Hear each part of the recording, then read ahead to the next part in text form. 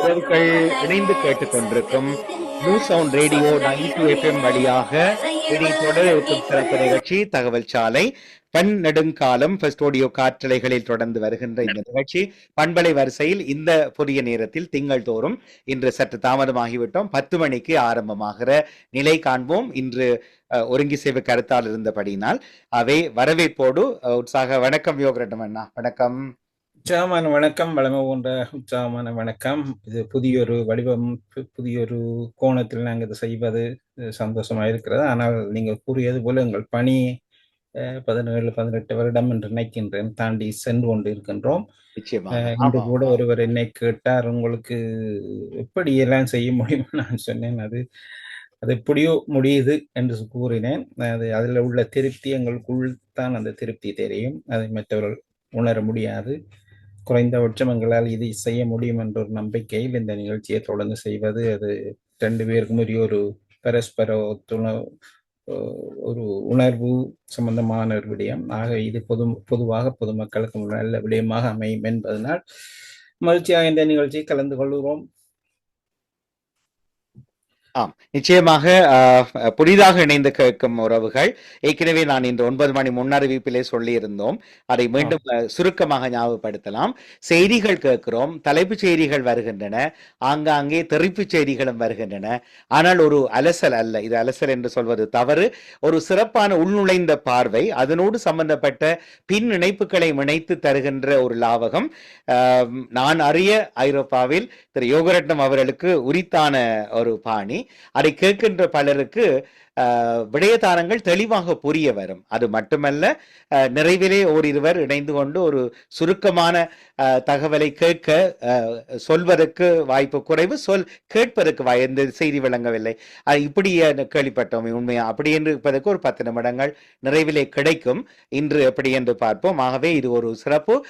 இன்னும் ஒரு விடயம் சொல்லியிருந்தோம், தொழிலகங்கள் தோறும், அதாவது முகநூல்களையோ அல்லது யூடியூப் தளங்களையோ செய்திகளையோ கேட்க முடியாமல் தொழில் செய்து கொண்டிருப்பவர்களுக்கு வானொலியில் ஒலியில் கேட்டுக்கொண்டு வேலை செய்வது, உணவகங்கள் மற்றும் குரோசரி கடைகள், தொழிலகங்கள், பெட்ரோல் எரிபொருப்பு நிலையங்கள் மற்றும் இரவு தொழிற்சாலைகள், இவை பலவற்றிலே இவை விரிவாக்கம் பெறுகிற போது ஆயிரம் செவிகளுக்கு இது புத்துணர்வு ஊட்டும் இந்த நிகழ்ச்சி என்பது என்னுடைய நம்பிக்கை. நான் விரும்பி கேட்கிற நிகழ்ச்சிகளில் ஒன்று, அதை பகிர்ந்து கொள்கிறோம். அதில் ஏதாவது சரிபலை இருந்தால் சொல்லிக்கொண்டு செய்திக்கு வாருங்க. நன்றி. நீங்கள் புதிதாக வருவருக்கு கூறிய விடயம் வரவேற்கத்தக்கது. ஏனென்றால் சிலருக்கு எங்களை தெரியாது இருக்கலாம், பலருக்கு தெரியும். ஆனால் மீண்டும் அந்த 10 மணி என்னும் பொழுது நீங்கள் கூறியது போது பலருக்கு இது செவியூடாக செல்லும் ஒரு வாய்ப்பும் உண்மைதான். நாங்கள் முன்பு செய்யும் பொழுது சில குறிப்பிட்ட மட்டுப்படுத்தப்பட்டதாக தான் தெரிந்தது. பார்ப்போம் இந்த வாரம் அடுத்த வாரம் இந்த நிகழ்ச்சி எவ்வளவு தூரம் செல்லுகிற அறியும் பொழுது இன்னும் உற்சாகம் அதிகரிக்கும். ஆரம்பத்தில் சன்ரைஸ் நெடுகாலங்கள் இரவு 10 மணிக்கு தானே ஆரம்பிப்போம். அங்கேதான் ஆரம்பித்தோம். சரி, அவை இந்த நேரம் ஒப்பானவர்களுக்கு கண்டிப்பாய் விருந்து படைக்கும். தொடருங்க.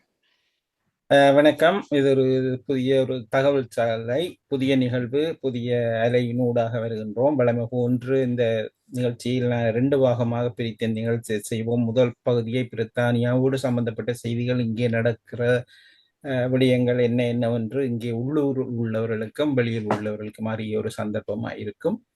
இதனுடைய 2வது பாகத்தை உலக செய்திகள் என்று எடுத்து வரலாம். ஐரோப்பிய மற்றும் மற்ற நாடுகளில் நடக்கும் செய்திகள், அதில் குறிப்பாக இப்பொழுது உலகத்தில் என்ன நடந்து கொண்டு இருக்கிறது என்று எல்லோருக்கும் தெரியும்.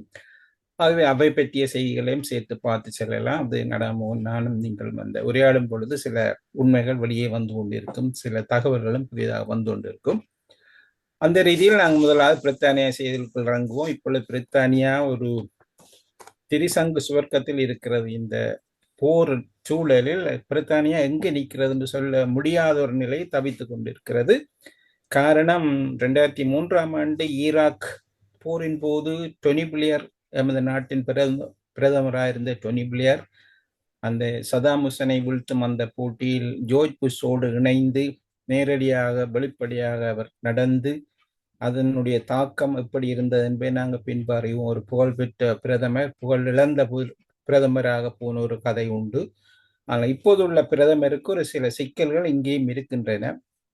ஆனால் ஒரு மயிரிழையில் தப்பிவிட்டார் என்று கூறலாம். உதாரணமாக இங்கே தாக்குதல் நடத்திய B-52 அந்த பொம்பஸ், அந்த விமானங்கள் உண்மையில் இருந்து வர வேண்டிய இடம் டியாகோ காசியா, அது இந்து சமுத்திரத்தில் உள்ள அமெரிக்க படையிலிருந்து வர வேண்டியது. அப்படி வராமல் இது அமெரிக்காவிலிருந்து வந்ததினால் எங்களுடைய பிரதமர் ஒரு பெரிய பழிச்சொல்லிந்து தப்பிக்கொண்டார். காரணம், உண்மையில் அது டியாகோ காசியாவிலிருந்து புறப்படமாய் இருந்தால் பிரித்தானிய அரசாங்கத்தின் அனுமதி அதுக்கு தேவை. ஏனென்றால் டியாகோ காசியா இருக்கும் அந்த ஏரியா அது பிரித்தானியாவுடைய சொத்து. அங்கே இருந்து புறப்படுவதாயிருந்தால் எமது நாட்டு பிரதமர் அதற்கு அனுமதி கொடுத்திருக்க வேண்டும். அப்படி கொடுப்பாரா என்றால் 100% பழி இவர் மீது வந்திருக்கு. எவ்வளவு டொனால்ட் ட்ரம்ப் மீது எவ்வளவு பழி இருக்கிறோ அதே அளவு பழியை இவர் வாங்கி கொண்டிருப்பார். அந்த இடையில் கொஞ்சம் தப்பிக்கொண்டார். இருந்த போதும் இவர் எந்த நிலையில் நிற்கிறார், உண்மையில் யாருக்கு உதவுகிறார் என்ற ஒரு கேள்வியில் பல சந்தேகங்கள் இப்பொழுது எழ ஆரம்பித்துள்ளன. பலஸ்தீன மக்களுக்காக குரல் கொடுக்கும் அதே நேரம் இஸ்ரேலிய விமானங்களுக்கு எண்ணெய் நிரப்புவது, விமான பயிற்சி கொடுப்பது, ஸ்பேர் பார்ட்ஸ் உதிரி பாகங்கள் கொடுப்பது போன்ற விடயத்திலும் இவர் கவனம் செலுத்தி வந்தார். இவருடைய அந்த புனிதத்துவம் உண்மை என்பது வருங்காலத்தில் ஒரு பெரும் கேள்வியாக இருக்க போகின்றது. அடுத்த ஃபாரின் மினிஸ்டர், வெளிநாட்டு அமைச்சர் டேவிட் லெமி அவர்கள் இன்று கூட ஒரு அழைப்பை விடுத்திருந்தார். ஈரானை நீங்கள் பேச்சுவார்த்தைக்கு வாருங்கள் என்று. இது பல தடவை இந்த ஐரோப்பிய நாடுகள், குறிப்பாக ஜெர்மனி, பிரான்ஸ், பிரித்தானியா 3 நாடுகளும் இந்த அழைப்பை விட்டிருந்த பொழுதும் அதை பெரிதாக யாரும் சட்ட பண்ணவில்லை. அதே நேரம் ஈரான் அதிலிருந்து சற்று விலகி சென்றவுடன் இதனை சந்தர்ப்பமாக பாவித்து டொனால்ட் ட்ரம்ப் அவர்கள் ஐரோப்பிய நாடுகள் அல்லது மற்ற நாடுகள் இந்த விடயத்தில் தலையிட்டு அவர்களால் எதுவும் செய்ய முடியாது என்றால் கருத்து நான் தான் செய்வேன் என்று கூறி அவர் என்ன செய்தார் என்பதை நாங்கள் 2வது பகுதியில் பார்த்துக்கொள்வோம். இப்பொழுது 1வது பகுதியிலே சொல்வோம் பிரித்தானியா பொறுத்தவரையில். அடுத்த ஒரு முக்கிய நிகழ்வு இந்த NHS, தேசிய சுகாதார சேவையில் பல குளறுபடிகள் இருந்தனதான். ஆனால் நாம் அறிய கடந்த ஒரு 10-15 வருடங்களாக இந்த மகப்பேற்று பிறப்பின் போது பல குழந்தைகள் இறந்திருக்கின்றன. பல இடங்களில் வருடக்கணக்காக இது நடந்திருக்கிறது. உதாரணமாக பிரித்தானியாவுடைய மோக்கம் பே, ஸ்ரஸ்பரி, ஈஸ்ட் கென்ட், நொட்டிங்ஹாம், லீட்ஸ் போன்ற வைத்தியசாலைகளில் அந்த மகப்பேறின் போது பல குழந்தைகள் இறந்திருக்கிறார்கள். இதற்கான காரணங்கள் அவ்வப்போது கூறப்பட்டாலும் சில விமர்சனங்கள் எழுந்தாலும் அவை எப்படியோ மூடி மறைக்கப்பட்டு வந்தன. ஆனால் இந்த முறை இப்பொழுது புதிதாக வந்த பேஸ் ட்ரீட்டிங் என்ற சுகாதார அமைச்சர் இந்த விவகாரத்தில் தலையிட்டு ஒரு முழு விசாரணை நடத்த வேண்டும் என்று ஒப்புக்கொண்டுள்ளார். அப்படி இருக்கும் பொழுது எங்கே தவறு வந்தது, இந்த தவறுகளுக்கு யார் காரணம் என்ற ஒரு விடயம் வெளியில் வர இருக்கிறது. இதை இன்று பார்த்தேன். பலர் இதை ஒரு நேரம் வரவேற்றிருக்கிறார்கள். ஏனென்றால் இந்த பூனைக்கு மணி கட்டுவது யார் என்ற ஒரு நிகழ்ச்சி இருந்தது. ஆனால் இந்த அமைச்சருடைய இந்த முடிவு பெரும்பாலான இடங்களில் ஏற்றுக்கொள்ளப்பட்டு, என்றால் பாதிப்புக்குள்ளான அத்தனை பேரும் இதனை ஆதரிக்கிறார்கள். தங்களுடைய குடும்பத்தில் உள்ள பிள்ளைகள் எப்படி இறந்தன, தங்களுக்குள்ள பாதிப்புகள் என்ன என்பதை அவர்கள் அறிய விரும்புகிறார்கள். அதிலும் இன்னொன்று, பொதுவாக இந்த விசாரணைகள் என்றால் யாரும் அதை ஏற்றுக்கொள்வதில்லை. காரணம், விசாரணை என்றால் என்ன, 5 வருடம் 10 வருடம் செல்லும், இதனுடைய முடிவு வருவதற்குள் பலர் முடிந்து விடுவார்கள் என்ற கருத்து இருக்கு. ஆனால் இந்த முறை இந்த அமைச்சர் கூறியுள்ளார், இந்த சம்மர், அதாவது இந்த கோடை காலத்தில் விசாரணை ஆரம்பித்து டிசம்பர் மாதத்துக்குள் அந்த முடிவு வெளியில் வரும் என்பது இன்னும் ஒரு உற்சாகமான முடிவாக இருக்கிறது. இதனுடைய தாக்கம் எப்படி இருக்க போறது, பாதிப்புக்குள்ளானவர்கள் யார் அல்லது பாதிப்புக்கு காரணமாயிருந்தவர்கள் யார், இவர்களுக்கு என்னென்ன நடக்க போகிறது என்பதை பொறுத்திருந்துதான் பார்க்க வேண்டும். உள்ளூர் செய்தியில் முக்கியமானது ஒன்று. அதே போன்று இன்றிலிருந்து NHS, தேசிய சுகாதார சேவையில் இந்த வெயிட் லாஸ், இந்த நிறையை குறைப்பதற்கான ஒரு வைத்திய ஜாப், ஒரு ஊசி முறை ஒன்று அறிமுகப்படுத்தப்படுகிறது. அது பொதுவாக எத்தனையோ சிரமங்களுக்கு பின்புதான் அது அந்த அனுமதி. ஆனால் இன்று அதாவது 23ஆம் தேதி ஜூன் மாதம் 25ஆம் தேதியிலிருந்து GP சர்ஜரி, எங்களுடைய குடும்ப வைத்தியர்கள் அல்லது சாதாரண சுகாதார வைத்திய நிலையங்களில் இவற்றை பெற்றுக்கொள்ளலாம். ஆனால் எல்லோரும் இணைந்தபடி பெற்றுக்கொள்ள முடியாது, சரியான கட்டுப்பாடுகள் இருக்கிறது. முதல் யாருக்கு இது தேவை என்பது முக்கியமானது. எல்லோரும் நிறைகுறை என்று வர முடியாது. கூடுதலாக இருதய நோய் உள்ளவர்கள் அல்லது பிரஷரினால் பாதிக்கப்பட்டவர்கள், டயபெட்டிக் போன்றவர்களால் பாதிக்கப்பட்ட இவர்களுக்கு தான் இந்த ஊசி அறிமுகம் செய்யப்பட உள்ளது. அதுவும் நாங்கள் நினைத்தபடி அங்கே போய் ஊசியை போட முடியாது. நாங்கள் அந்த நிலையங்களுக்கு அறிவித்து அவர்கள் உங்களுக்கு ஒரு அப்பாயின்மெண்ட் தந்த பின்பு தான் போக வேண்டும். இதில் நிறை குறைக்கும் பொழுது அந்த அங்கே கொடுக்கப்படும் ஊசி என்ன செய்கிறது என்றால் உங்களுக்கு ஒரு நிறைவை தரும். நல்ல பசி இல்லை, இந்த நேரம் நல்ல உற்சாகமாக இருக்கிற மாதிரி இருக்கும், பசிக்கவே மாட்டுது. அப்படியானால் நீங்க ஓடி ஓடி போய் கண்ட நேரம் உணவை உண்ண முடியாத நிலை இருப்பதனால் அந்த உங்களோட இருக்கிற வெயிட் கூடிக்கொண்டு போகாமல் இருக்கிறதுக்கு ஒரு வழி இருக்கிறது. இதனுடைய நல்ல தாக்கங்கள் எப்படி நடக்க போறது என்பது முக்கியமான அதில் ஒரு கட்டுப்பாடு இருக்கிறது. அது பிஎம்ஐன்னு சொல்வார்கள், பாடி மசாஜ் மாஸ் இண்டெக்ஸ் என்று கூட ஒரு உடல் கூறினுடைய அளவு எப்படி இருக்குமோ அந்த அளவுக்கு மேற்பட்டவர்கள் கீழ்பட்டவர்கள் இருக்கிறது. அந்த பிஎம்ஐயில் 40 அல்ல அதுக்கு மேற்பட்டவர்களுக்கு முதல் தடவையாக இந்த உற்சாகமான இந்த சிகிச்சை அளிக்கப்படும்.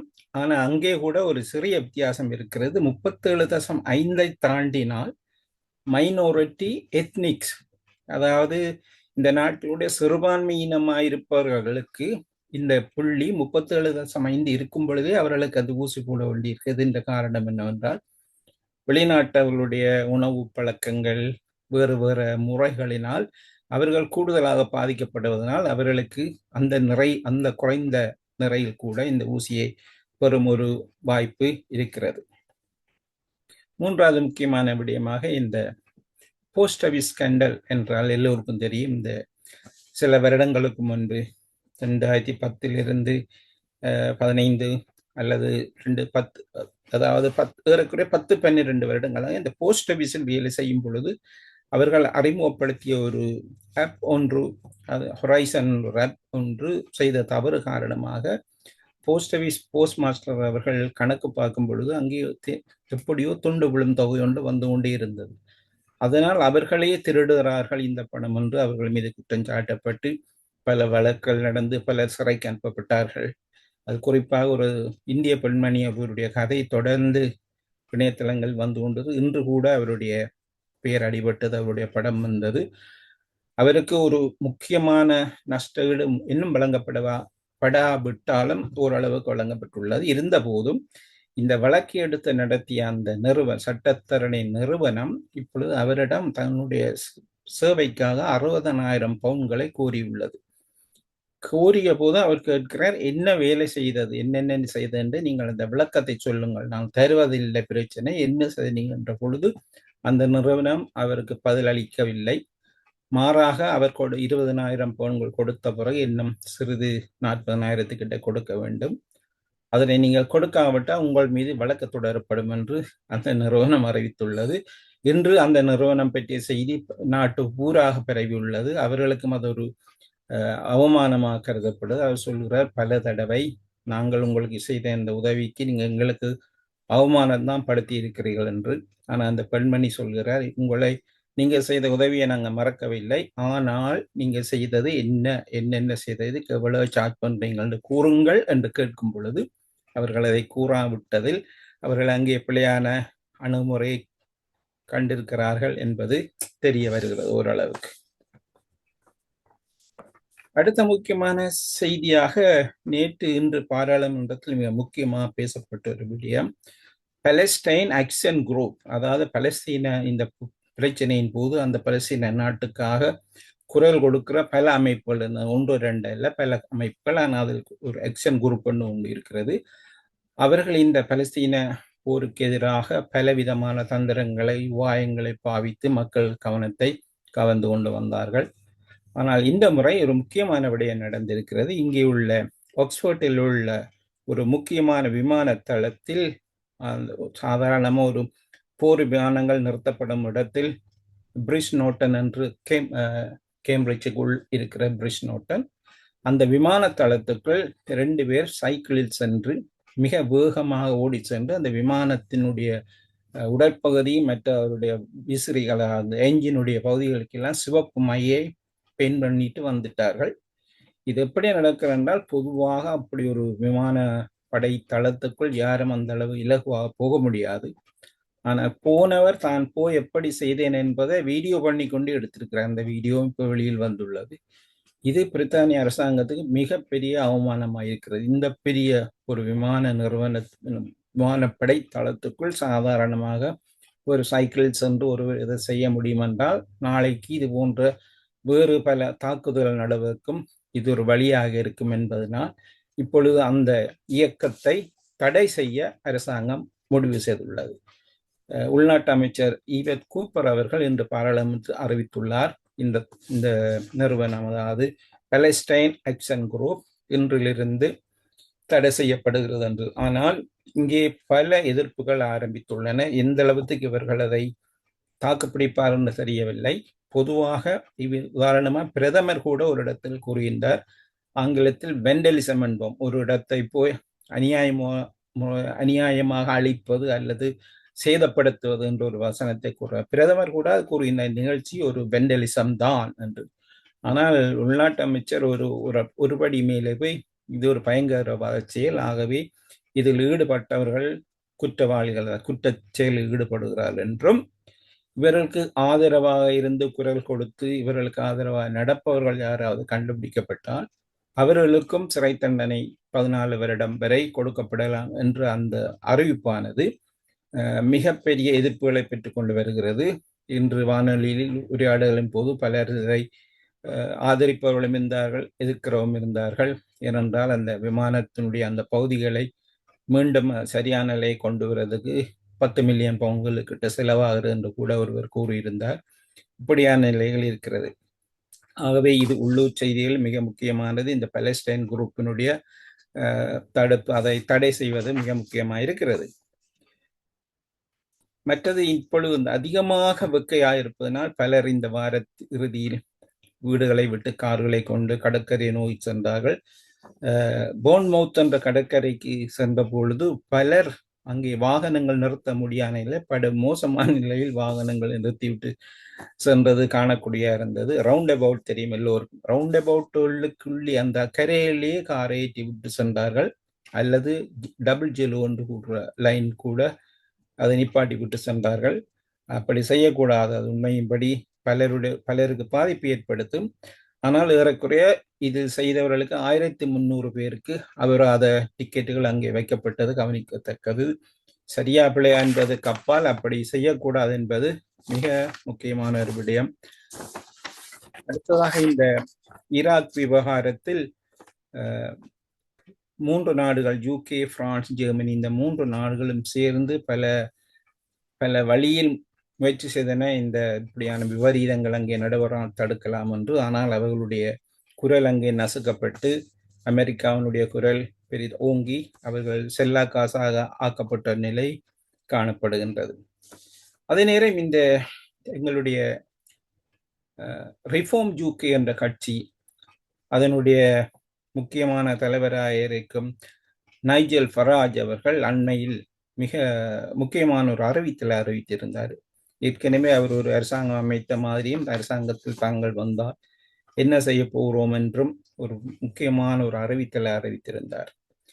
அதாவது எப்படி என்றால், நொம் டொம் என்று இங்கு ஒரு வசனத்தை கூறுவோம். நொம் டொம் என்றால் இந்த நாட்டில் இருப்பார்கள், ஆனால் அவருடைய நிரந்தர வதிவிடம் இன்னொரு நாடாக இருக்கும். காரணம், பிரான்சில் அவருடைய சொந்த வீடு வசதி எல்லாம் இருக்கும், ஆனால் இங்கே சும்மா இருந்து கொண்டு இருப்பார்கள்.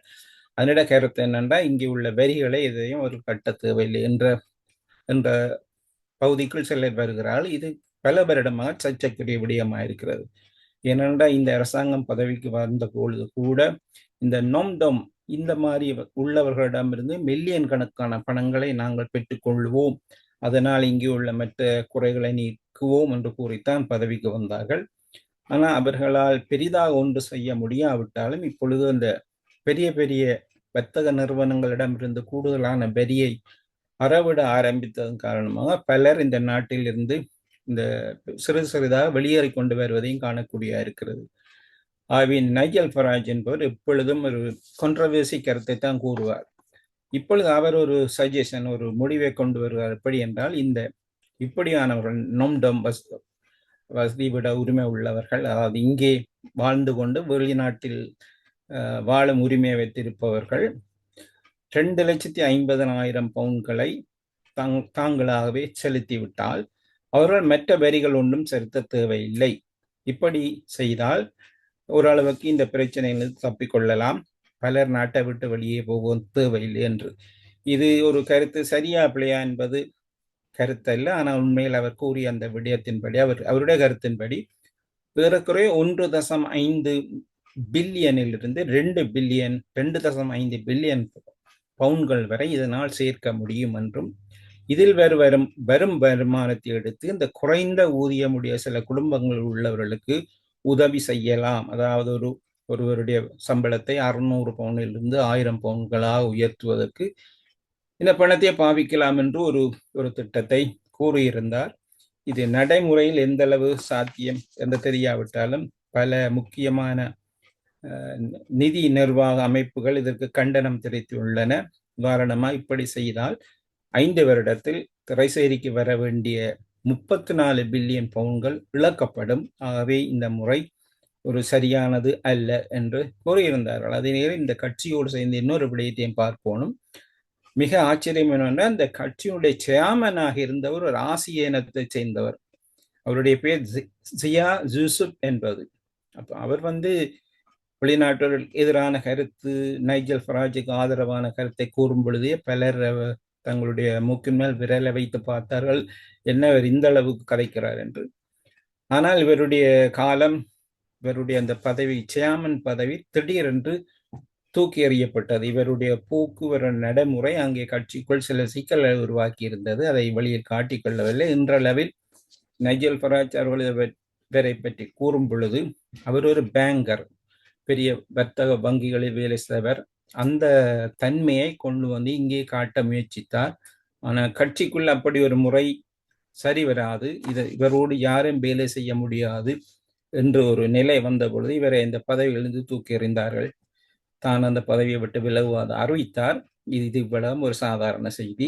ஆனால் சில வாரங்கள் கழித்து மீண்டும் இல்லை, நான் மீண்டும் கட்சியை சேர்த்து கொள்ளுகிறேன் என்று அவர் கூறி அங்கே உள்ள வந்த பொழுது அவருக்கு இருந்த அந்த மதிப்பும் இல்லாத ஒரு நிலை காணப்பட்டதை கவனிக்கலாம். மிக முக்கியமான ஒரு பில், அதாவது கடந்த 3 தினங்களுக்கு முன்பு பாராளுமன்றத்தில் ஒரு முக்கியமான விடயம் விவாதத்துக்கு வந்தது. அசிஸ்டட் டையிங், அதாவது ஒருவர் இறப்பதற்கு உதவி செய்தல். இறப்பது என்றால் இனி வாழ முடியாது, இன்னும் சில மாதங்கள் மட்டும்தான் இவர்கள் வாழலாம், இந்த நோயை குணப்படுத்த முடியாது என்ற நிலையில் உள்ளவர்கள் நிறைவே வேதனைப்படுகிறார்கள். அவர்களை அந்த வேதனையிலிருந்து நீக்க வேணுமாயிருந்தால் அவர்கள் இறப்பதற்கு உதவியாக, அதாவது கடுமையான முறையில் சில ஊசி அல்ல சில பானங்களை கொடுத்து கொல்வதென்று கூட கூற முடியாது, அவருடைய உயிரை விடுவதற்கு உதவியாக இருக்கும். இது ஒவ்வொரு நாடு வித்தியாசப்படுகிறது. உதாரணமாக இங்கிருந்து சுவிட்சர்லாந்துக்கு செல்வார்கள், என்னென்றால் கணவனும் மனைவியும் செல்வார்கள். கணவன் இப்படியான ஒரு நிலையில் இருக்கிறார் என்றால் கணவன் மனைவியா சேர்ந்து சென்று அங்கே அவர் தன்னோட உயிரை போக்கிக் கொள்வார், மனைவி இங்கே திரும்பி வருவார். ஆனால் இது இங்கே பிரித்தானியா பொறுத்தவரை இது ஒரு சட்டவிரோதமான செயல். அப்படி செய்தால் அவர் கைது செய்யப்பட்டு சிறைக்கு செல்லும் ஒரு நிலை காணப்பட்டது. இந்த விவகாரம் பல வருடங்களாக விவாதத்துக்குள்ளாக இருந்தது. பாராளுமன்றத்தில் இது ஒரு விவாதத்துக்கு சென்ற பொழுது கடந்த வருடம் 2024ஆம் ஆண்டு நவம்பர் மாதம் பாராளுமன்றத்தில் 55 வாக்குகளால் இந்த சட்டம் ஏற்றுக்கொள்ளப்பட்டது. சட்டமாக வரவில்லை, அந்த கருத்து ஏற்றுக்கொள்ளப்பட்டது. ஆனால் கடந்த 3 தினங்களுக்கு முன்பு மீண்டும் பாராளுமன்றத்தில் இது வாக்களிப்பு என்று வந்த பொழுது 23 வாக்கு வித்தியாசத்தில் இந்த விடயம் ஏற்றுக்கொள்ளப்பட்ட. உதாரணம் 314 பேர் அவர்கள் இறப்பதற்கு உதவி செய்யலாம், அது பிழையானது அல்ல என்றும், இல்லை அது சரியில்லை என்று 291 பேரும் வாக்களித்திருந்தார்கள் மறுத்து. இதில் 39 பேர் வாக்களிக்கவில்லை. இருந்தபோதும் 23 அதிகப்படியான வாக்குகளால் இது ஏற்றுக்கொள்ளப்பட்டது. அடுத்த கட்டமாக இது செனட்டுக்கு சென்று நிரந்தரமாக ஏற்றுக்கொள்ளப்படுமா என்பது இன்னொரு கேள்வியா இருக்கிறது. பிரித்தானியா பொறுத்தவரையில் இந்த அசிஸ்டட் டையிங் என்ற விடயம், அதாவது இறப்பதற்கு உதவியா இருக்கிறது என்பது மிக முக்கியமான ஒரு கருத்தாக கருதப்படுகிறது. இந்த விடயத்தில் நடாமன் உங்களுடைய சில கருத்துக்களையும் கேட்டுக்கொண்டு அடுத்த கட்டத்துக்கு நாங்கள் திரும்பலாம் நினைக்கின்றேன்.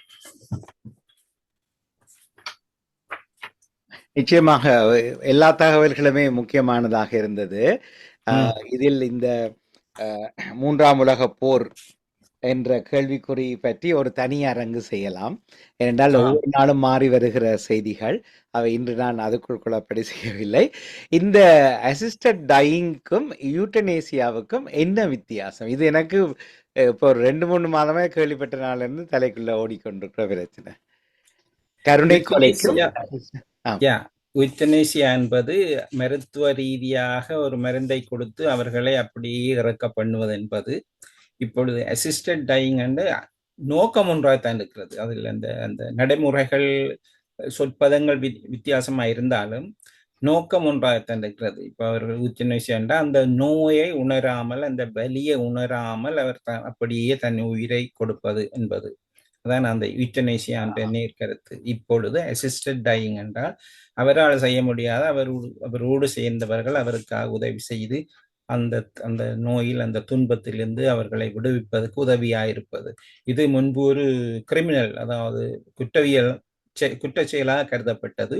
இப்பொழுது மனநிலை மாறி காலப்போக்கில் இது மாறி மாறி வருவதனால் இங்கே ஒரு சிறிய மாற்றம் ஒன்று வர ஆரம்பித்துள்ளது. ஆனால் அது சட்டமாக்கப்படவில்லை. அப்படி என்றால் இன்னும் சரியாக சட்டமாக்கப்படவில்லை. இப்பொழுது இங்கே எந்த சட்டமும் வருவதில்லை. உதாரணமாக மற்ற நாடுகள் மாதிரி இல்லை. இதுவும் விவாதத்துக்கு விடப்பட்டு சென்ற. இதுக்கு இன்னொரு உதாரணத்தை எடுக்கலாம். 3 தினங்களுக்கு முன்பு அமெரிக்க விமானங்கள் வந்து ஈரானில் குண்டுகளை வீசி சென்றன. யாரிடமும் எந்த கதையும் இல்லை. அங்கே அந்த காங்கிரஸில் இதை பற்றி விவாதம் கொண்டு வரப்படவில்லை. ஒருவருக்குமே தெரியாத இரவோடு இரவாக செய்து விட்டார்கள். அப்படி பார்த்தால் இங்கே அப்படி செய்வது மிக கஷ்டம், முடியாத ஒரு விடயம். அவர் அந்த நிகழ்ச்சிக்கு கூட ஒரு பெயரை கொடுத்திருந்தால் ஆபரேஷன் மிட் நைட் ஹேமர், அதாவது நடுச்சாமத்தில் எப்படி சுத்தியலால் கொண்டு அடித்தால் ஒரு ஆள் எழும்ப முடியாதோ அந்த மாதிரி அதுக்கு ஒரு தலையங்கத்தையும் கொடுத்து செய்தார். யாரும் ஒன்றும் கதைக்கக்கூடாது என்ற மாதிரி. அவை இங்கே பிரித்தானியாவுடைய போக்கும் அவர்களுடைய போக்கும் ஒன்றல்ல என்பதை இந்த நேரத்தில் ஒன்றாக பார்க்கலாம். நன்றி. அதே போல இந்த தடை செய்ய உத்தேசிக்கப்படும் அறிவிக்கப்பட்ட பாலஸ்தீன அமைப்பு, அந்த பேரை எனக்கு சரியா, பாலஸ்டைன் ஆக்ஷன் குரூப் சொல்றேன். Action group. இதனுடைய செய்தியை நீங்க சொன்னீங்க, வெளிநாட்டு அமைச்சரும் பிரதமர் சொன்ன கருத்து. இதனுடைய மறுபக்கம் என்ன? இந்த செய்தியில நம்ப முடிவதில்லை. இவர்கள் உண்மையிலேயே அப்படி ஒரு வன்முறையாளர்களாக நடந்து அங்கொள்ளுகிறார்கள். ஒரு அரசியல் செய்தியா இது? இது வெறும் அரசியல். இது எப்படி என்றால் உண்மையில் அரசியல் தான் இதுக்குள்ளது. காரணம், இதை விட மோசமான விடயங்களை செய்பவர்கள் இப்படியெல்லாம் தண்டிக்கப்படுவது இல்லை. இது கிரிமினல். உண்மையாக அதை வேறு விதமான சட்டத்தின் மூலம் சில திருத்தங்களை கொண்டு வரலாம். அது ஒரு பயங்கரவாத இயக்கம் என்று அதை முத்திரை கூட்டியுள்ளார். இது எங்களுக்கு சொன்ன மாதிரி ஒரு பேர் தான் இங்கே கொடுக்கப்பட்டுள்ளது. ஆகவே அது மிக டூ மச். எல்லோரும் கூறும் கருத்து ஒரு டூ மச். அந்த மிக இந்த பலஸ்தீனத்துக்கு எதிரானவர்களும் இஸ்ரேல் ஆதரவாளர்களும் இதை கைகொட்டி வரவேற்கிறார்கள். அப்படித்தான் செய்ய வேணும் என்று வானொலியை கேட்ட பொழுது அந்த மக்களுடைய வித்தியாசமான கருத்தையும் அறியக்கூடியதாக இருந்தது. கண்டிப்பாக. ஆமா, அதைத்தான் நான் தூண்ட விட என்றால் இந்த ஒரு 2 பக்கம் இருக்கும் எப்பவும். ஆனால் இந்த அரசுகள் செய்கிற விஷயங்கள் தங்களுக்கு சாதகம் இல்லை என்றால் அதுக்கு பெயர் பயங்கரவாதம் என்று சொல்லி நேர்மையான போராட்டங்களை நசுக்கி விடுகிறார்கள். இதற்கு இலங்கை சமூகம் விதிவிலக்கல்ல. அதை தொற்றிருந்தேன். நன்றி, தொடர்வோம். நன்றி. இப்பொழுது நடந்து கொண்டிருக்கிற இந்த அது பாருங்கள், எங்கேயோ துவங்கி எங்கேயோ வந்துள்ளது. இதுதான் 2 விடயம். ஒன்று, யுக்ரைனுக்கும் ரஷ்யாவுக்கும் இடையான போர் ஒன்று தொடங்கி அது உச்சக்கட்டத்தில் செல்லும் பொழுது காசாவில் இஸ்ரேலுக்கும் காசாவுக்கும் இடையான யுத்தமாக மாறி அங்கே 45,000 பேர் வரை கொல்லப்பட்டு அது செய்தியாக இருக்கும் பொழுது இங்கே திடீரென்று இஸ்ரேல் தன்னுடைய கவனத்தை வேறு பக்கம் திருப்பி, அதாவது இந்த இஸ்ரேலுடைய முக்கிய நோக்கம் அங்கே ஈரானில் அணு ஆயுத உற்பத்தி செய்வதை தடுப்பது என்ற பெயரில் அவர்கள் செய்தது என்னென்றால், எப்படியும் அந்த ஈரானை எப்படி நசுக்கி பலமிழந்தவர்களாக செய்ய இயலும். இவர்களுடைய வரலாறு எப்படித்தான் உதாரணமா பார்த்துக் கொள்ளுங்கள். கடாபி லிபியாவுக்குள் சென்று பலமிழந்தால் அவரை கொண்டார்கள், சதாம் ஹுசைனை முடித்தார்கள். இப்பொழுது இந்த ஈரானை அதே மாதிரி கொண்டு வந்து இவர்கள் போன இடங்களிலெல்லாம் செய்து கடைசி அங்கே பல பல பயங்கரவாத குழுக்களை உருவாக்கி விட்டு வந்ததான் மிச்சம். இப்பொழுது ஈரானில் ஈரான் வந்து தரமான ஒரு நாடு என்று சொல்வதற்கு இல்லை. அவர்கள் அங்கே மிக மோசமான இஸ்லாமிய சட்டத்தை வைத்து பலரை சிறைகளுக்குள் வைத்திருக்கிறார்கள், பலர் கொல்வதற்கு காரணமாக இருந்திருக்கிறார்கள். ஆனால் இருந்த போதும் அந்த நாடு ஓரளவுக்கு கட்டுக்கோப்பாக ஈரான் என்ற பெயரில் இருக்கிறது. அங்கேயும் பல பிரிவுகள் இருக்கின்றன, இல்லை என்று இல்லை. ஆனால் அந்த பிரிவுகளை பயன்படுத்தி கொண்டு, உதாரணமாக இந்த போரின் பல வெற்றிகளுக்கு காரணம் இவர்களுடைய குண்டு மட்டுமல்ல, ஈரானுக்குள் இவர்களுடைய எதிரிகளை வைத்து அங்கே இஸ்ரேலியர்கள் உள்ளுக்கு இறங்கி, உதாரணமாக இந்த ஏவுகணைகள் செய்வது, ட்ரோன் செய்கிற ஃபேக்டரியே ஈரானுக்குள் நடத்தி இருக்கிறார்கள். அங்கே வேலை செய்த முழுக்க இஸ்ரேலியர்கள். மற்றது அங்கே உள்ள அந்த இப்போ ஆட்சியில் உள்ளவர்களுக்கு எதிரானவர்களை வைத்து அங்கே எதிர்ப்பு அலைகளை உருவாக்கி தாக்குதல்களையே உள்ளுக்கு இருந்து செய்திருக்கிறார். இப்படியான நிலையில் டொனால்ட் ட்ரம்ப் அவர் பதவிக்கு வரும் பொழுது சொல்லி வந்த ஒரே விடயம், I am not a man of war, அதாவது நான் போருக்கான ஒரு அரசு அல்ல, அதிபர் அல்ல, என்னுடைய காலத்தில் போர் ஒன்றும் இராது என்று கூறி இதனை பலர் வரவேற்றார்கள். இந்த வரப்போகின்றார், வந்தவுடன் உடனடியாக யுக்ரைனுக்கும் ரஷ்யாவுக்கும் உடைய போரை நிறுத்தப் போகின்றார் என்று தான் வந்த முதல் நாளே போரை நிறுத்துவோம் என்றார். அது இப்போ எத்தனை மாதமாக சென்று விட்டு எல்லோருக்கும் தெரியும். அவரால் அது முடியாது. ஒரே ஒரு விடயத்தை அவர் ஏற்றுக்கொள்கிறார், தன்னை விட புட்டின் சக்தி வாய்ந்தவர் என்பதை அவர் மறைமுகமாக ஏற்றுக்கொள்கிறார். அவரை எதிர்க்க இவருக்கு துணிவில்லை என்றது பல தடவைகளில் தெரிந்துள்ளது. ஆகவே அதை மறைப்பதற்கு வேறு வேறு விடயங்கள் கவனத்தை செலுத்தி போரை வேறு பக்கமாக நடத்தி கொண்டு வர இதற்கு உறுதுணையாக இருந்தது இஸ்ரேல். இஸ்ரேலை பொறுத்தவரையில், அதாவது இஸ்ரேலுடைய அதிபர் பெஞ்சமின் நெத்தன்யாவுடைய முதல் நோக்கம் என்னவென்றால், எப்படியாவது இந்த போரை நீட்டி நீட்டி நீட்டி கொண்டு போய் தான் பதவியில் இருக்க வேண்டும் என்று. ஏனென்றால் இவருக்கு எதிரான எத்தனையோ வழக்குகள் இருக்கிறது. நாளைக்கு பதவியில் இருந்து தூக்கி எறியப்பட்டால் இவர் நீதிமன்றம் கொண்டு வரப்பட்டு பல வருடங்கள் சிறை தண்டனை செய்யக்கூடிய அளவு குற்றங்களை செய்துள்ளார். ஆனால் இதிலிருந்து தப்ப வேணுமாயிருந்தால் இந்த தீவிர வலதுசாரி குழுக்களை உள்ளே கொண்டு வந்து அவர்களுடைய ஆதரவில் தான் இவர் நடக்கிறார். இப்பொழுது அந்த வலதுசாரி குழுக்களுக்கு அமெரிக்காவினுடைய ஜனாதிபதி ட்ரம்ப் அவர்களுடைய ஆதரவு கிடைத்ததனால் இந்த சண்டியன் எல்லாரும் சண்டியன் என்ற மாதிரி எங்கெங்கெல்லாம் சட்டத்தை மீறி பிழையான கருத்துக்களை கூறுபவர்கள் தான் சக்தி வாய்ந்தவர்கள் என்ற ஒரு நிலையை உருவாக்கி உள்ளார்கள். உதாரணமாக மத்திய கிழக்கு நாடுகள் நடத்தும் இந்த தாக்குதலில் குறிப்பாக இஸ்ரேல் எத்தனை நாடுகளை தாக்கியுள்ளது. லெபனானை தாக்கியது, சிரியாவை தாக்கியது, இங்கே ஈரானை தாக்கியது. இப்படி அருகிலுள்ள எல்லா நாடுகளையும் தாக்கும் பொழுது எந்த ஒரு நாடாவது இதை எதிர்த்து பகிரங்கமாக குரல் கொடுக்கவில்லை. ஏனென்றால் இவர்கள் பெரிய சண்டியன்மார்கள், இவர்களோடு போனால் எங்களுக்கு வில்லங்கம் என்ற ஒரு பயம் இருக்கிறது. அடுத்தது இந்த பொருளாதார வரி விதிப்புகள் என்ற ஒரு ஆயுதத்தை டொனால்ட் ட்ரம்ப் ஆயுதமாக பயன்படுத்தி கொண்டு வருகிறார். முக்கியமான நாடுகளுக்கு எதிராக, அதாவது அலுமினியத்துக்கு செப்புக்கு என்று விலைகளை போட்டு அதனுடைய வாகனங்களுக்கான வரி என்று சொல்லி எல்லா நாடுகளையும் தன்னுடைய பிடியில் கொண்டு வந்து வைத்திருக்கிறார். இப்பொழுது என்ன நடக்கும் என்றால், இவருடைய போக்குகளை கண்டித்து யாராவது பகிரங்கமாக சொல்வார்களாயிருந்தால் திடீரென்று அவர் மீண்டும் தன்னுடைய இந்த டேக்ஸ் விடயத்தில் கொண்டு வந்து மடக்குவார்.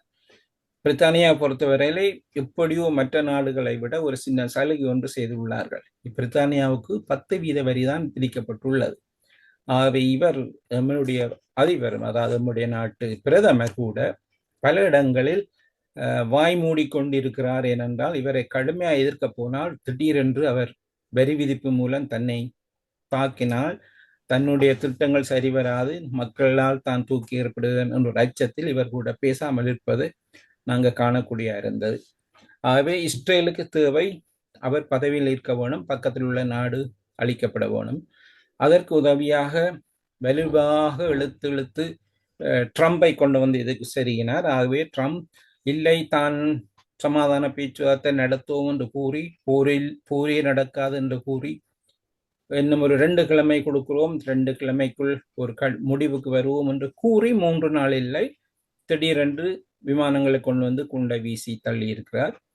அதில் முக்கியமான 3 பெரிய அணு தயாரிப்பு இடங்கள் தாக்கப்பட்டதாக அறிவிக்கப்பட்டுள்ள செய்தியின்படி இஸ்ஃபகான் என்ற ஒரு நகரம், அடுத்த நண்டாஸ் என்ற மெத்த ஃபோர்டோ என்ற 3 இடங்களிலும் இந்த விமானங்கள் தாக்குதல் நடத்தியுள்ள இந்த விமான தாக்குதல் மிக முக்கியமானது. ஏனென்றால் இப்படியான ஒரு தாக்குதலை நாங்கள் அறிந்து இதுவரை பார்த்ததில்லை, கேட்டிருக்கிறோம், பார்த்ததில்லை.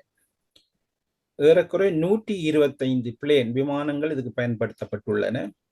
அதிலும் குறிப்பாக இந்த பங்க பஸ்டர் என்ற, அதாவது பெரிய பங்கருக்குள் போய் தாக்கக்கூடிய கிட்டத்தட்ட 1 தொன் எடையுள்ள ஒவ்வொரு குண்டுகளையும் காவிக்கொண்டு இந்த விமானங்கள் எங்கிருந்து வருகின்றன என்ற ஒரு கேள்வி இருந்தது.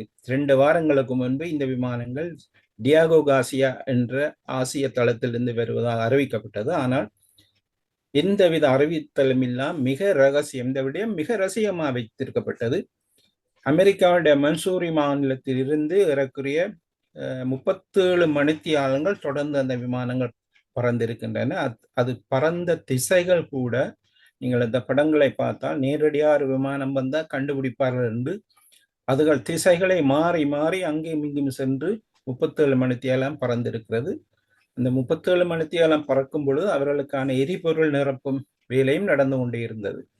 இப்படியான விடயத்தில் எந்தெந்த நாடுகள் உதவின, எரிபொருள் கொடுத்தன என்பது இதுவரை தெரியவில்லை. பிரித்தானியா இந்த விடயத்தில் உதவுவது வளமை. அவர்கள் உதவினார்களா அல்லது வேறு நாடுகள் உதவினவா என்பது இனி தெரிய வரும். இந்த விமானங்கள் வரும் பொழுது அங்கே இரவு பெரிதாக பலருடைய கவனம் இல்லாத நேரத்தில் வந்தார்கள்.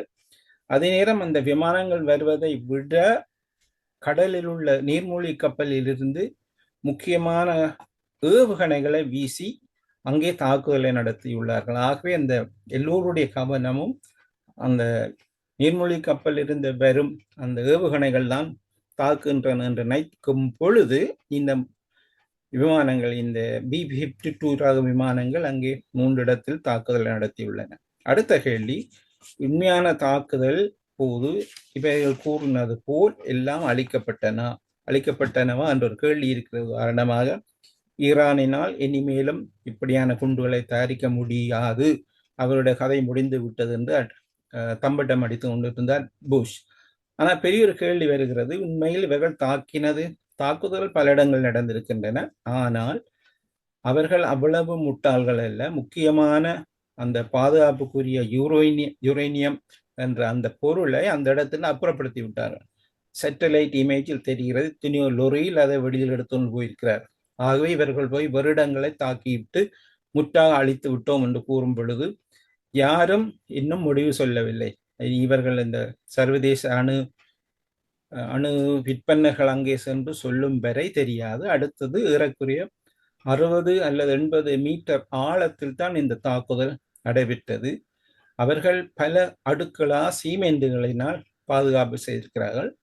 அப்படி என்றாலும் இவைகள் அந்த சீமெந்து கட்டிடங்களை உடைத்து உள்ளே சென்றனவா என்பது ஒரு பெரிய கேள்வியாக இருக்கிறது. அப்படி சென்றிருந்தால் அங்கே உண்மையில் அணு கசிவுகள் ஏற்பட்டு வளிமண்டலத்தில் அணு கதிர்வீச்சுகள் இருந்திருக்க நியாயம் இருக்கிறது. ஆனால் இன்று வரை அப்படி யாரும் கூறாததினால் இவர்களுடைய தாக்குதல் அமெரிக்கா கூறுவதோடு 100% வெற்றியா என்பது ஒரு பெரிய கேள்வியாக இருக்கிறது. அதே நேரம் இப்பொழுது என்ன நடக்கிறது என்றால், ஈரான் பழிக்கு பழி என்று சொல்லி இப்பொழுது மீண்டும் திருப்பி அடிக்க இன்று அமெரிக்க படைகள் தங்கியுள்ள முக்கியமான இடங்களே, அமெரிக்க படைகள் தங்கியுள்ள இடங்கள் கட்டார், மற்றது குவைத், கட்டார், ஈராக் போன்ற இடங்களில் உள்ள விமானப்படை தளங்கள், அமெரிக்க விமானப்படை தளங்களை இலக்கு வைத்து தாக்க துவங்கியுள்ளார்கள்.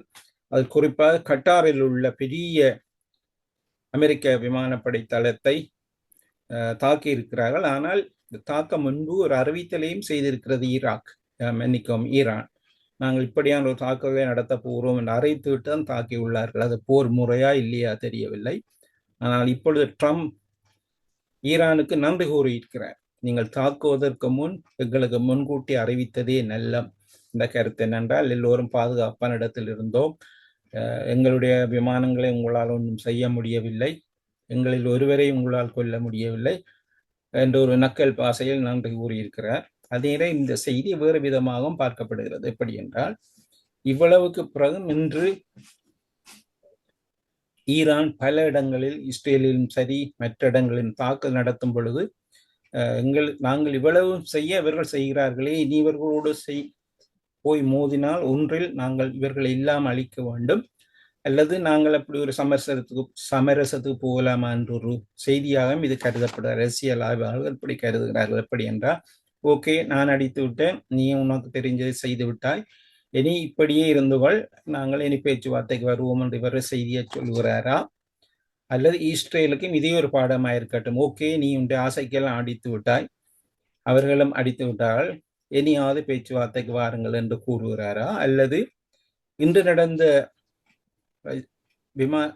அமெரிக்க படைகளுக்கு எதிரான தாக்குதலில் யாருமே கொல்லப்படவில்லை, எந்த விமானம் அளிக்கப்படவில்லை என்று அவர் கூறியிருப்பதனால் அவருடைய கோபம் தணிந்துள்ளதாக தெரிகிறது. ஆனால் இருந்தாலும் டொனால்ட் ட்ரம்ப் இன்று நாளை மறுநாள் என்ன செய்வார், அடுத்த 24 மணி நேரத்துக்கு இப்படி கதைகளை மாற்றுவார் என்று தெரியவில்லை.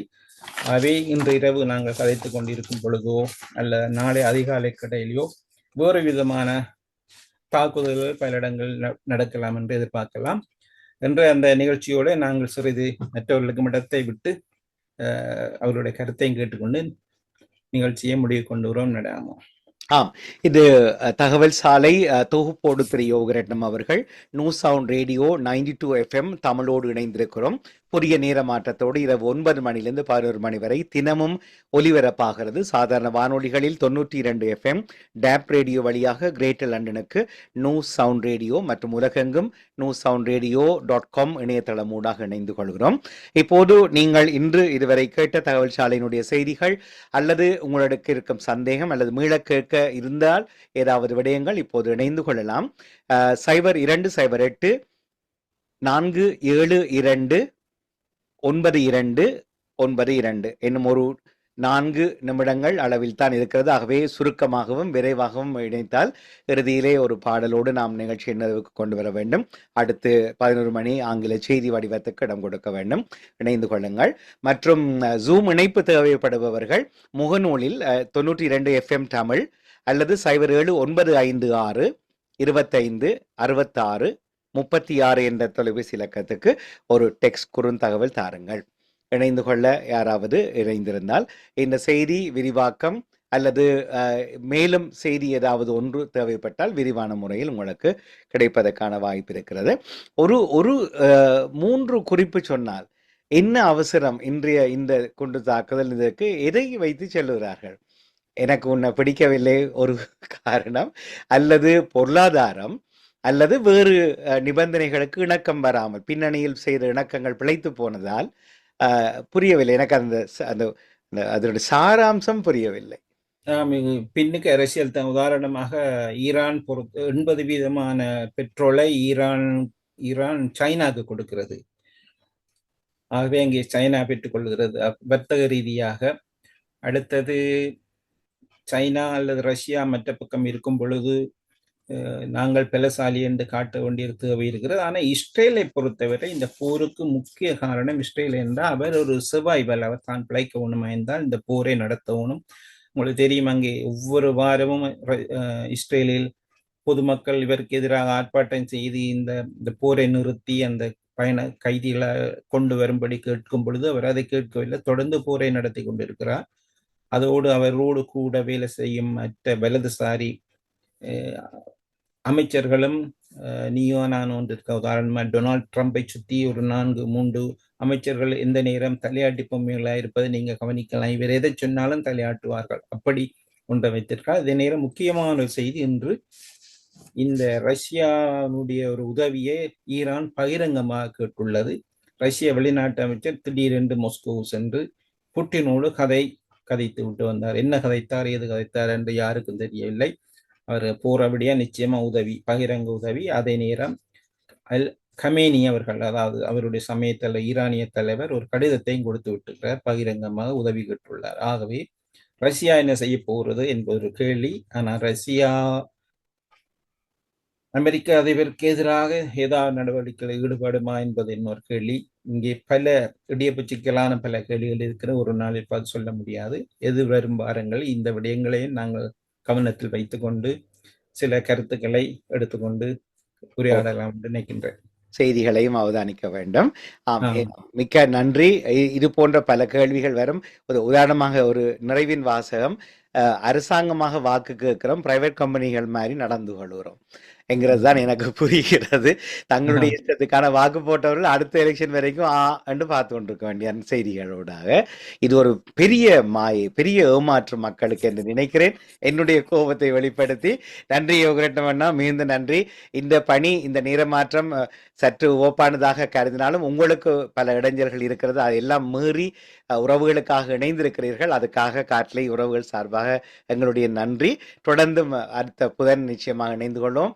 அவசர செய்திகளாக இருந்தால் நீங்கள் வாட்ஸ்அப்பில் ஒரு குரல் பதிவை, ஒரு நிமிடம் 2 நிமிட குரல் பதிவை தந்தால் அவ்வப்போது ஒலிபரப்பில் சேர்த்துக் கொள்வோம். அதே நேரம் ஒரு செய்தியை நான் அறிவிக்கின்றேன். உங்களுக்கு தெரியும், பாரிஸ்டர் ஜோசப் என்பவர், அவர் கடந்த 11ஆம் தேதி காலமானார். அவருடைய இறுதி நிகழ்வுகள் பெரும்பாலும் ஜூலை 2ஆம் தேதி நடக்க அவர் செய்தி கொண்டிருக்க இன்னும் உறுதிப்படுத்தப்படவில்லை.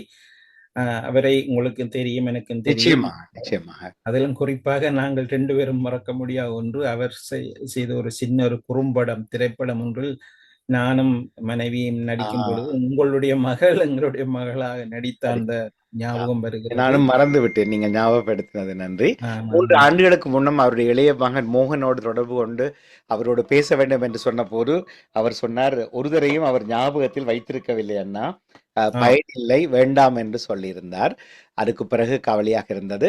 ஆரம்ப காலத்தில் ஒரு மிகப்பெரும் செயற்பாட்டாளராக இருந்தவர், பல விடயங்களை சாதித்திருக்கிறார். நன்றி. நவஜோதி ஜோகரட்னம் அவர்கள் தனது நிகழ்ச்சியில் அஞ்சலிகளை இணைத்திருந்தார். அந்த இறுதி மரியாதை விவரங்கள் கிடைத்தால் பின்னர் அறியத்தாருங்கள். நான் அதை உங்களுக்கு அறிவிப்பேன். எனக்கு கூட ஒரு பெரிய சந்தோஷம், பெக்டோன் தொலைக்காட்சி வேலை செய்யும் பொழுது அவர் அழைத்து சென்று இந்த இமிகிரேஷன் குடிவரவு சம்பந்தமான கேள்வியை கேட்டு ஒரு முழு பேட்டி ஒன்றை செய்திருந்தேன். அந்த வீடியோவை தேடி எடுத்து அதை பார்த்த பொழுது மிக மகிழ்ச்சியா இருந்தது. சேர்க்க முடிந்தால் சேர்த்துக் கொள்வோம். இன்னும் ஒரு தடவை நன்றி யோகரட்னம் அண்ணா. நிறைவு நேரமாகிறது. நன்றி, வணக்கம். தகவல் சாலையோடு திரு யோகரட்னம் அவர்கள் இன்றைய நிகழ்ச்சி நிறைவு கொண்டு வந்து நாளை மாலை இரவு 9 மணி செய்திகளுக்கு பிற்பாடு 2 மணி நேரம் தமிழ் கொண்டு நோ சவுண்ட் ரேடியோவில் இணைகிறோம். வணக்கம் அன்புறவுகளே.